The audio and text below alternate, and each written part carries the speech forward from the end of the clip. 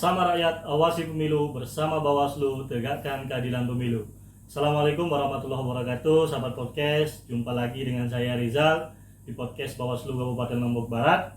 Demokrasi takkan berjalan sempurna tanpa keterlibatan pemuda di dalamnya. Ini kita akan mengangkat tema pengawasan pemilu partisipatif.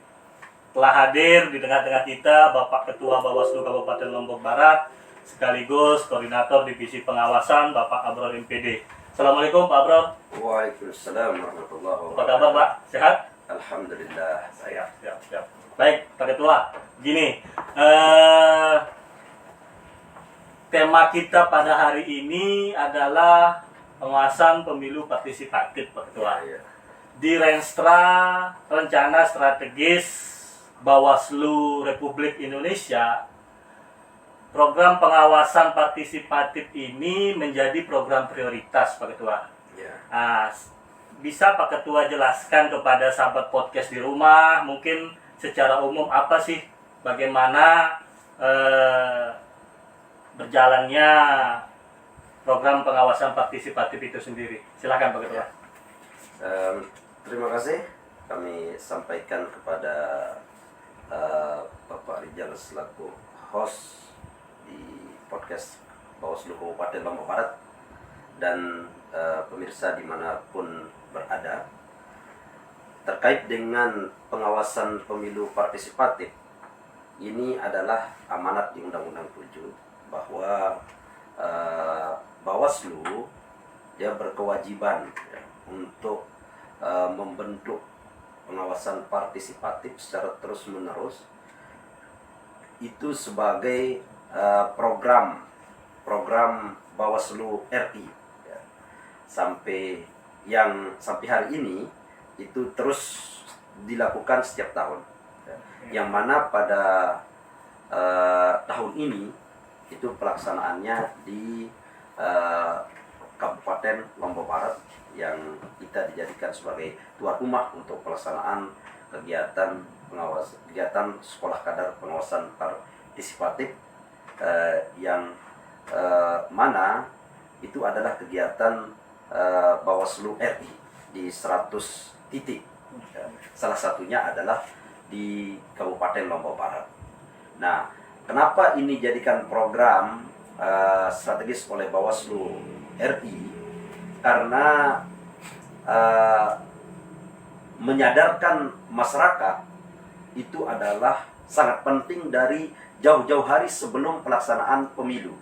Karena tidak mungkin akan memberikan penyadaran kepada masyarakat itu dalam tempo yang singkat. Maka harus diberikan penyadaran terhadap demokrasi ini jauh-jauh hari sebelum pelaksanaan pemilu. Jadinya bisa dikatakan sekolah kadar partisipatif ini adalah salah satu wadah untuk memberikan sosialisasi kepada peserta, memberikan pendidikan politik pada peserta, memberikan pendidikan demokrasi pada peserta, sehingga mereka itu nanti akan menyampaikan juga kepada masyarakat yang lebih luas. Kalau kita lihat dari sekolah, istilahnya sekolah kadar partisipatif. Nah, sekolah itu memberikan transfer ilmu, transfer ilmu, transfer akhlak, transfer adab. Nah, maka sekolah kadar partisipatif ini juga tidak hanya mentransfer bagaimana berdemokrasi, dan bagaimana hal-hal yang boleh dan tidak boleh dilakukan ketika pelaksanaan pemilu atau pilkada berlangsung. Tidak hanya itu, tapi juga memberikan kesadaran kepada mereka betapa pentingnya kita untuk menjaga demokrasi ini supaya melahirkan pemimpin-pemimpin yang berintegritas, sesuai dengan harapan demokrasi. Kemudian kadar itu kan suatu yang terus-menerus dibentuk. Jadinya kaderisasi supaya ada terus-menerus. Nah, partisipasi. Jadinya sekolah kadar pengawasan partisipatif ini merupakan istilah yang dibentuk oleh Bawaslu RI. Partisipatif ini adalah kata kunci. Partisipasi. Jadinya tidak mengandalkan pengawasan itu berbasis materi, tidak. Tapi ini adalah partisipasi, gitu. Partisipasi. Kalau bahasa agama itu adalah akan membentuk kader-kader yang ikhlas di dalam bekerja untuk membantu Bawaslu. Gitu. Ya. Mengenai Sebentar Pak Ketua, saya lain mohon maaf, saya potong. Terkait dengan membantu Bawaslu Pak Ketua. Hmm. Nah, ini kan menarik ini. Kita di Provinsi NTB khususnya, ini kan memiliki pasukan yang sangat banyak Pak Ketua. Dari 10 kabupaten kota dengan jumlah personil yang bahkan mungkin sampai ratusan. Kalau kita total dengan teman-teman staf di sekretariatan kan, apakah tidak cukup dengan itu Pak Ketua yang membantu Bawaslu? Kenapa harus ada kader pengawas partisipatif? Seberapa penting sih sebenarnya kader pengawas partisipatif ini Pak Ketua? Ya. Jadinya pengawasan partisipatif ini bukan hanya untuk membantu, itu salah satu. Tapi yang terpenting daripada itu adalah membentuk seseorang untuk untuk menyadari bahwa menjalani demokrasi dan penuh integritas itu adalah suatu hal yang penting kalau memang kita ingin untuk memajukan melihat provinsi maupun kabupaten yang lebih luas negara kita ini adalah lebih maju gitu. Nah, jadinya itu salah satu tujuannya ya. Untuk membantu itu tidak hanya itu untuk tujuannya, tapi memberikan kesadaran terhadap diri mereka yang bisa untuk mensosialisasikan kepada orang lain, itu juga suatu tujuan untuk terbentuknya pengawasan partisipatif. Dan terkait apakah itu tidak cukup, sudah banyak nanti ada pengawas TPS, bahkan betul. di Lombok Barat itu kalau kita melihat dari pemilu 2019 itu kan sampai 2000 pengawas TPS, apa kita cukup? Ya, sangat tidak cukup, karena yang kita awasi ini adalah manusia. Dan kecuali kalau yang kita awasi itu adalah yang tidak berakal, ya, maka ya gampang saja, cukup satu orang bisa menangani 1000, 2000, yang penting intensif dalam 24 jam bisa. Tapi yang kita awasi ini adalah manusia, ya, yang kadang-kadang kecerdasannya itu sama dengan yang mengawasi, ya, pengetahuannya sama yang mengawasi, ya, kemudian bahkan lebih tinggi, ya, dan macam-macam dengan beragam karakter. Itu sangat dibutuhkan, ya, sangat dibutuhkan untuk sebagai pembantu dari Bawaslu Kabupaten Lombok Barat secara khusus dan Bawaslu secara umum. Baik Pak Ketua, itu kan tadi mungkin bisa dibilang kader pengawas sekolah kader pengawas partisipatif ini adalah mitra Bawaslu, begitu Pak Ketua ya? Bisa seperti itu ya. Berarti sejauh ini Pak Ketua, apa saja sih bentuk pengawasan partisipatif yang sudah dijalankan khususnya di Kabupaten Lombok Barat oleh Bawaslu Kabupaten Lombok Barat, itu bentuk-bentuk kegiatannya seperti apa Pak Ketua? Ya, jadinya kita di Bawaslu Kabupaten Lombok Barat, karena kemarin kita tidak pilkada, begitu selesai pileg, secara langsung kader-kader yang sudah dikader oleh Bawaslu Provinsi maupun Bawaslu RI tidak terlihat secara langsung pekerjaannya seperti apa. Tapi kita harus berpikir lebih dari itu. Tidak hanya sifatnya adalah tahapan gitu. Tapi ini adalah kesadaran gitu. Menyadari bahwa politik uang itu tidak boleh gitu.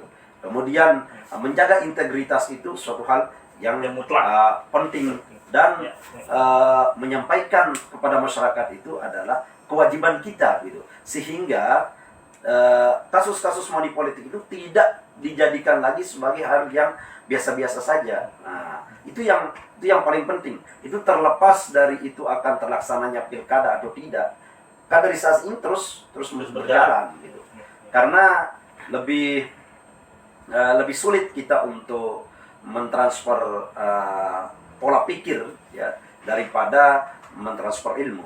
Kalau mentransfer ilmu dengan membaca bisa, tapi kalau mentransfer mentransfer akhlak kalau bahasa kita kan, atau mentransfer pola pikir itu kan harus lama, gitu.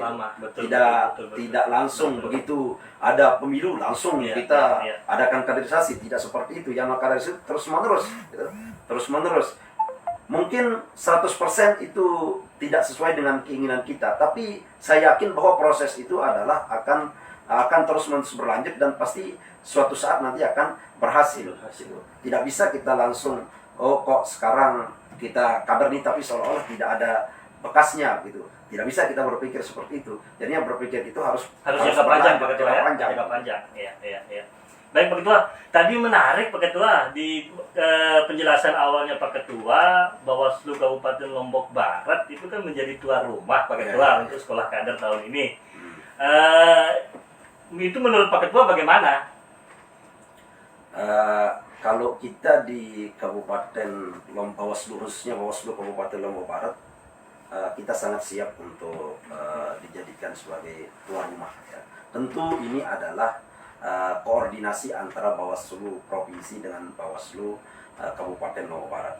Jadi Bawaslu RI menunjuk Bawaslu Kabupaten Lombok Barat melalui Bawaslu Provinsi, tentu dengan pertimbangan yang luar biasa. Ya. Yang dari segi geografis, Kabupaten Lombok Barat ini kan dari segi geografis itu tidak terlalu jauh dengan pusat-pusat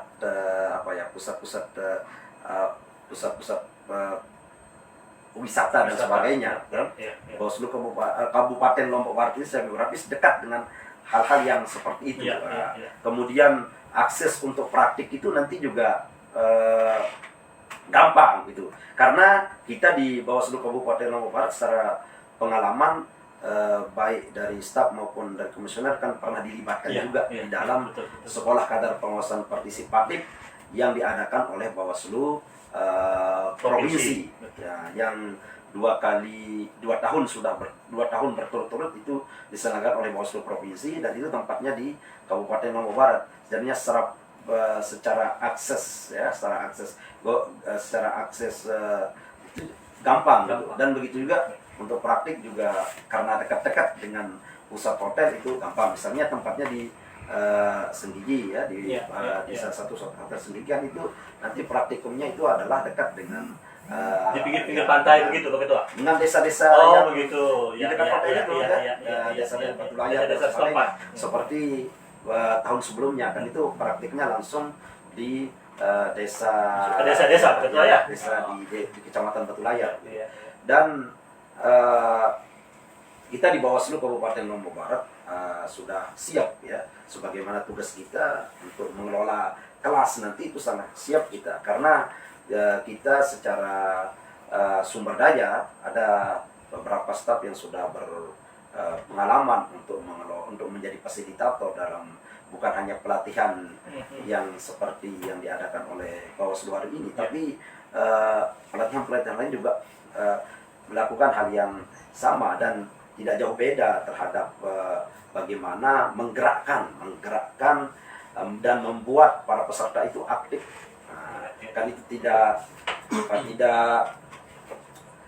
sulit lah bagi kita gitu, karena biasa untuk melakukan hal yang seperti itu. Apalagi nanti sudah akan diturunkan pedoman, itu semakin gampang gitu. Pak Ketua ya? Ya, semakin gampang. Pak Ketua, ini kita akan menjadi tuan rumah untuk seluruh kader di seluruh Indonesia atau bagaimana Pak Ketua? Yang di NTB. Yang di NTB, berarti 10 kabupaten kota Pak Ketua ya? 5 kabupaten kota. Oh, berarti yang khusus yang di Pulau Lombok begitu. Tapi tetap kalau di RI itu kan judulnya penyelenggaraan sekolah kadar partisipatif di NTB. Oh, begitu. Tempatnya itu adalah di Lombok Barat. Nah, tapi pesertanya itu Pulau Lombok. Pulau Lombok.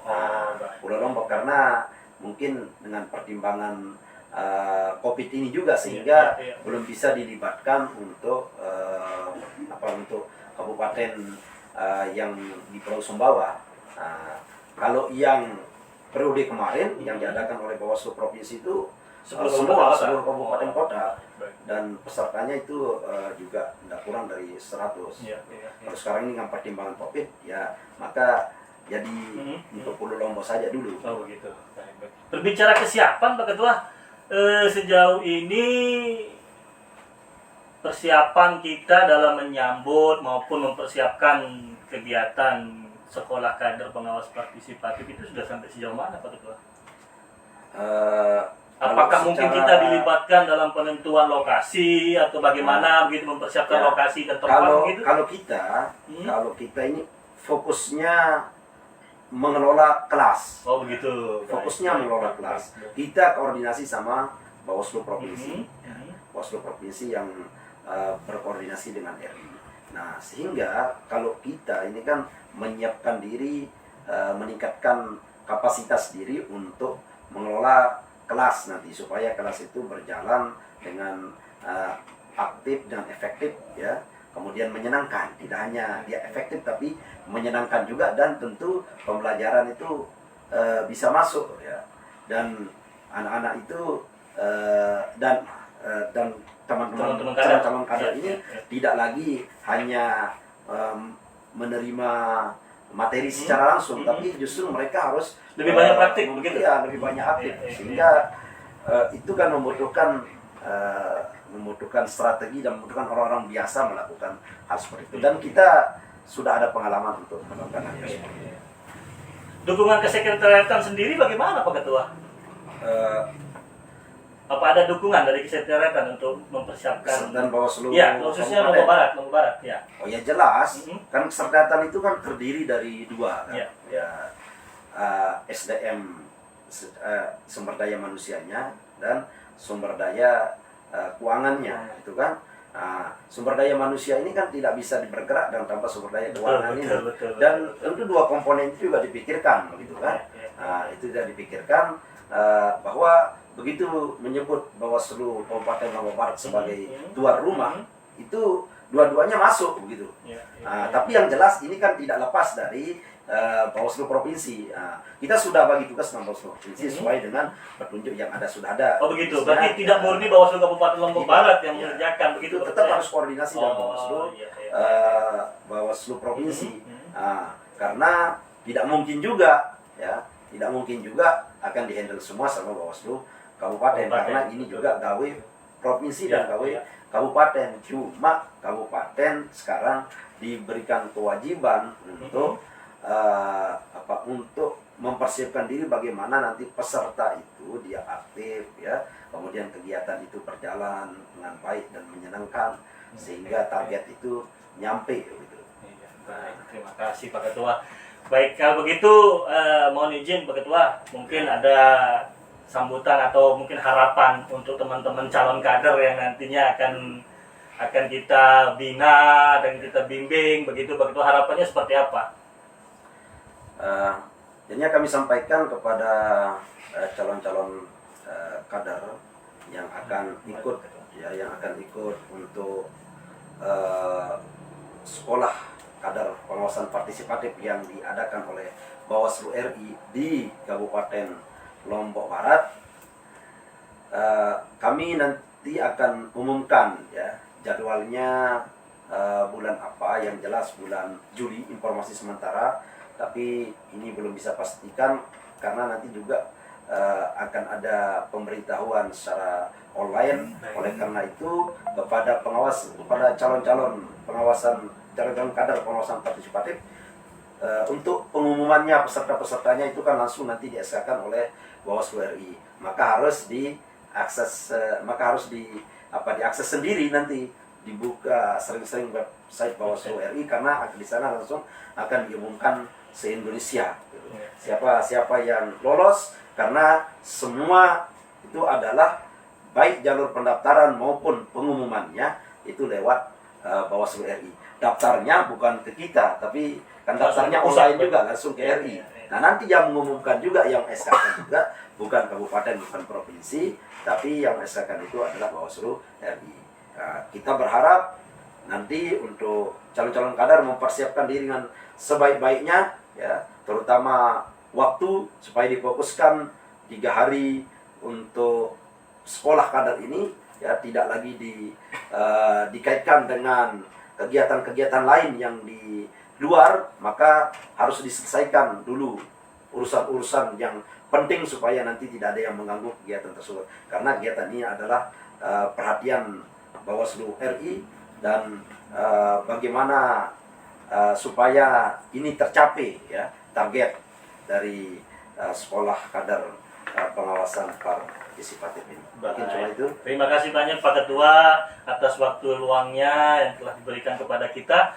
Jadi begitu, sahabat podcast maupun sahabat-sahabat calon kader di rumah, pesan dari Pak Ketua Bawaslu Kabupaten Lombok Barat, persiapkan diri dengan baik, ikuti kegiatannya dengan serius.